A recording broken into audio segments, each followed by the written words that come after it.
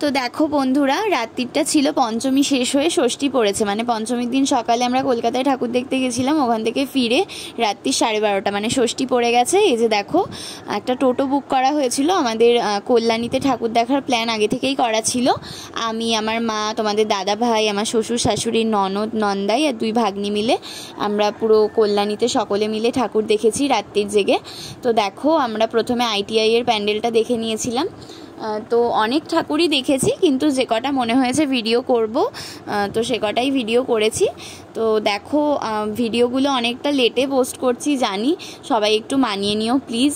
আমি বড্ড অলস, মানে ফোনে ভিডিও পড়েই রয়েছে, এডিট করে উঠতে পারছি না বলে পোস্ট করা হচ্ছে না। তো দেখো, পুজো চলে গেছে, তাতে কি পুজোর ভিডিওগুলো দেখে মনটা একটু খুশি হয়ে যাবে তোমাদের। তো ভিডিওটা কেমন লাগলো অবশ্যই কমেন্ট করে জানাবে। আর তোমাদের দাদা ভাই আর আমার তো পায়ের অবস্থা মানে ভীষণ খারাপ ছিল। কলকাতা থেকে ফিরে আবার কল্যাণী যাওয়া, মানে টোটো বুক করলেও একটু তো হাঁটতেই হবে না। তো আমাদের মানে পা তো যেন চলছিল না, কিন্তু মনে একদম জোর নিয়ে যে হ্যাঁ, ঠাকুর দেখতেই হবে।